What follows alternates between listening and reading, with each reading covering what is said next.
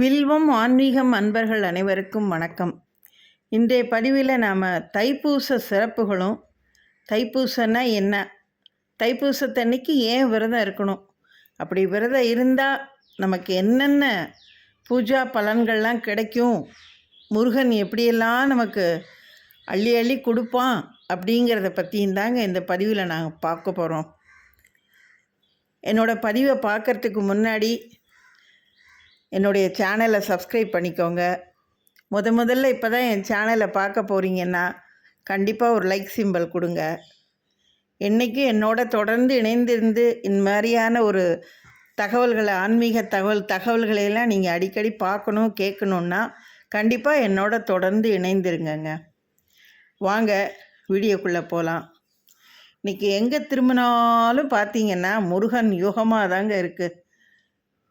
கண்ணால் பார்க்குறதா இருக்கட்டும், காதால் கேட்குறதா இருக்கட்டும், வாயால் பாடுறதா இருக்கட்டும், கைகளால் வணங்குறதா இருக்கட்டும், கால்களால் நடந்து முருகனுக்கு நடப்பயணம் மேற்கொள்ளது, இப்படி ஒவ்வொரு செயலிலும் வழியிலும் வகையிலையும் பார்த்தீங்கன்னா நம்ம எல்லாருமே முருகனை மனம் முருக, எண்ணம் முருக, சிந்தனை உருக அப்படியே ஆராதித்துட்டு அப்படியே கொண்டாடிக்கிட்டு இருக்கோங்க. உண்மை தானேங்க? அந்த மாதிரி இந்த தைப்பூசத்தை பற்றி நம்ம இன்னும் மேலே மேலே தெரிஞ்சுக்கணும், இதில் விரதம் இருக்கணும் அப்படின்னு நம்ம நினைக்கும் பொழுது என்னென்ன மாதிரியெல்லாம் நம்ம விரதம் இருந்தால் அன்றைக்கி முருகனை நம்ம பரிபூர்ணமாக அவருடைய பாத கமலங்களில் நம்ம விழுந்து வணங்கினோம்னா எப்பேற்பட்ட கொடிய துன்பங்கள்லேருந்தும், தீவினைகள்லேருந்தும், கடுமையான நோய்கள்லேருந்தும் நம்மளை முருகன் விடுவித்து தன்னோட சேர்த்து வாரி அணைச்சி அவன் சொன்ன அந்த தாரக மந்திரம் மாதிரி, யாமிருக்க பயமேன், வேலுண்டு வினையில்லை, மயிலுண்டு பயமில்லை, குகனுண்டு குறையில்லை, கந்தனுண்டு கவலை இல்லைங்க. உண்மைதானங்க? என்னைக்கு முருகன் நம்மளை காப்பாற்றுவாங்க. இந்த தைப்பூசன்றதுங்க தை மாதத்தில் பூச நட்சத்திரமும் பௌர்ணமியும் சேர்ந்து வர நாளை தான் நம்ம தைப்பூசம்னு சொல்கிறோம். ஆண்டாண்டு காலமாக நம்ம முன்னோர்கள் காலத்திலேருந்து வழி வழியாக இந்த தைப்பூச திருநாளை நம்ம வெகு சிறப்பாக கொண்டாடிட்டு வரோங்க. பார்வதி தேவி தன்னுடைய மகனான முருகனுக்கு தன்னுடைய சிவன் சக்தியையும் தன்னுடைய சக்தியையும் ஒன்றாக இணைத்து முருகனுக்கு சூரனை வதம் செய்யறதுக்கு வேல் வழங்கிய அற்புத திருநாள் பார்த்திங்கன்னா இந்த தைப்பூச திருநாள் தாங்க. அப்புறம் நம்ம பழனிக்கு போனோம்னு சொன்னால் ஃபஸ்ட்டு எல்லோரும் என்ன சொல்லுவாங்கன்னா, அங்கே உள்ள இடும்பன் போய் முதல்ல அவரை தரிசிச்சுட்டு அப்புறமா தான் பழனியில் முருகனை போய் தரிசிக்கணும்னு சொல்லுவாங்க. அது உண்மைதாங்க. நம்ம இடும்பன்கிட்ட போய் நம்மளுடைய குறைகள், வேதனைகள், சங்கடங்கள், துயரங்கள் எல்லாத்தையும் சொல்லி முருகன்கிட்ட போய் நீ போய் சொல்லி எங்களை எல்லாத்தையும் நல்லபடியாக எங்களை நடத்தி கொடுக்க நீந்தாப்பா அருள் புரிய செய்யணும் அப்படின்னு இடும்பன்கிட்ட வேண்டிக்கிட்டோன்னா, அந்த இடும்பன் நேராக முருகன்கிட்ட போய் நம்முடைய குறைகளெல்லாம் எடுத்து சொல்லி, அப்பா அவங்களுக்கு என்ன பாவ வினைகள், கர்ம வினைகள், துன்பங்கள் என்ன இருந்தாலும் சரி அதை எல்லாத்தையும் நீ போக்கி உன்னுடைய பக்தனான அவங்களுக்கு நல்லபடியாக நீ அருளாசி வழங்கணும்ப்பான்னு சொல்லி நம்ம சார்பாக போய் முருகன்கிட்ட போய் எடுத்து சொல்லுவாராங்க அந்த இடும்பன். அப்பேற்பட்ட இடும்பன் ஒரு தடவை அகத்தியரோட முனிவரோட வேண்டுகோளின்படி சக்திகிரி, சிவகிரின்னு சொல்கிற 2 மலையை காவடி மாரி தான் தோளில் சுமந்து எடுத்துகிட்டு வரும்பொழுது இந்த திரு ஆவினன்குடி அப்படின்னு சொல்கிற இடத்துல அவன் வரும்பொழுது அவன் களைப்படைஞ்சிடுறாங்க. கொஞ்ச நேரம் கழித்து திருப்பி அவன் எந்திரிச்சு அந்த மலையை தூக்கணுங்கும்போது தூக்க முடியல. என்னடா இது என்று யோசிக்கிறான். அப்போ அந்த இடத்துல ஒரு சின்ன குழந்தை, அப்படியே தெய்வாம்சமாக பொருந்திய ஒரு குழந்தை அந்த சந்திரகிரிங்கிற அந்த மலையில் இருக்குது.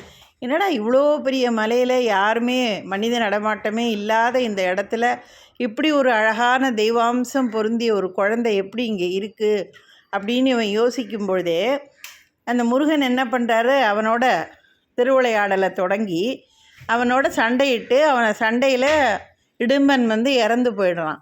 இந்த மலையை தூக்கிட்டு வரும்போது இடும்பன் என்ன பண்ணுறான், தன்னுடைய மனைவி இடும்பி அவளையும் கூட்டிகிட்டு வரான்.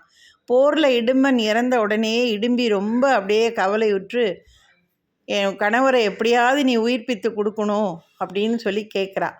அப்போ தான் முருகன் வந்து மயிலில் அவங்களுக்கு காட்சி கொடுத்து, வந்திருக்கிறது நான் தான், முருகன் தான் அப்படின்னு சொல்லி இடும்பியோட கவலையை போக்கி இடும்பனுக்கு உயிர் பிச்சை கொடுத்து அவரை உயிர்ப்பித்து எழ வச்சார்.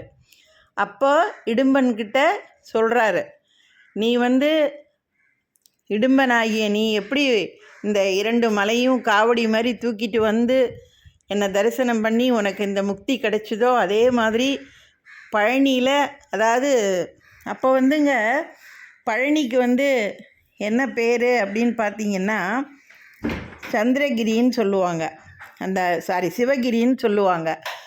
இப்போ தான் நாளடைவில் சிவகிரிங்கிறது பழனிங்கிற பேரோடு இப்போ எல்லோரும் நம்ம கூப்பிட்டுட்ருக்கோம்.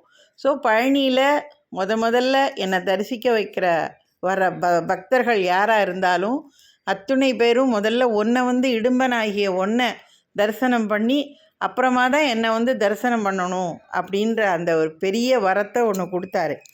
அடுத்தது 2வதாக பார்த்திங்கன்னா, நீ எப்படி தோளில் இந்த மலையை சுமந்துக்கிட்டு வந்தியோ அதே மாதிரி என்னை நாடி வர பக்தர்கள்லாம் அவங்களுடைய துன்பம், கர்ம வினைகள், பாவங்கள் இதை எல்லாத்தையும் சுமந்து வந்து என்னை தரிசனம் பண்ணுறவங்களுக்கு அவங்க துன்பங்களையெல்லாம் நான் நீக்கி அவங்களுக்கு வந்து நான் காட்சி கொடுப்பேன், தரிசனம் கொடுப்பேன் அப்படின்னு சொன்னார். அந்த மாதிரி சொன்ன அந்த நாளும் பார்த்திங்கன்னா இந்த தைப்பூச திருநாள் தான். இந்த மாதிரி இந்த காவடி, முருகன், தைப்பூசம் இதெல்லாம் ஒன்று தொடர்புடைய ஒரு சிறந்த ஒரு திருநாளாக இந்த தைப்பூச திருநாள் அமைஞ்சு போச்சுங்க. அப்புறம் இந்த தைப்பூசம் வந்து பௌர்ணமியோடு சேர்ந்து வர ஒரு சிறந்த நாளாக இருக்கிறதுனாலங்க பக்தர்கள் எல்லாரும் தன்னுடைய தோள்களில் காவடியாக பாலை எடுத்துகிட்டு போய் முருகனுக்கு பாலால் குளிர அபிஷேகம் செஞ்சு சிறப்பாக வழிபட்டோம் இந்த தைப்பூச திருநாளில்னா நம்ம வேண்டினதை வேண்டியபடி அள்ளி கொடுக்கக்கூடிய அம்சமான திருநாளுங்க இந்த தைப்பூச திருநாள். இந்த தைப்பூச திருநாளில் பார்த்திங்கன்னா பக்தர்கள் நடைப்பயணம் மேற்கொள்கிறது, காவடி எடுக்கிறது, அலகு குத்தி முருகனை வழிபடுறது இதெல்லாம் பார்த்திங்கன்னா இப்போ சமீபத்தில் தான் தோன்றதுன்னு நினச்சிட்ருக்காதீங்க. இதெல்லாம் முருகன் என்னைக்கு தமிழ் கடவுளாக அவதாரம் எடுத்தாரோ இலக்கிய காலங்கள்லேருந்து, சங்க இலக்கிய காலங்கள்லேருந்தே இந்த தைப்பூச திருநாளுங்கிறது மிக சிறப்பாக கொண்டாடிட்டு வராங்க. முருகன் யுகம் என்று தோன்றியதோ அந்த நாளிலேருந்து ஆண்டாண்டாக மிகச்சிறப்பாக இந்த தைப்பூச திருநாளை கொண்டாடிட்டு வராங்கங்க. அப்புறம் ஒரு முறை பார்வதி வந்து சிவன் எப்படி சிவதாண்டவம் ஆடினாரோ அதே மாதிரியே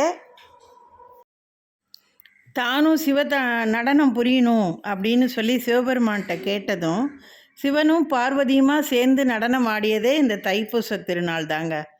அடுத்தது பார்த்திங்கன்னா வள்ளியை முருகன் வந்து திருமணம் செய்த அற்புதமான நாளும் பார்த்திங்கன்னா இந்த தைப்பூச திருநாள் தாங்க. அப்புறம் திருச்சியில் ஸ்ரீரங்க பெருமாள் வந்து தனது தங்கையான சமயபுரம் மாரியம்மனுக்கு ஒவ்வொரு ஆண்டும் சீர்வரிசை கொடுக்குற நாளும் பார்த்திங்கன்னா இந்த தைப்பூச திருநாள் தாங்க.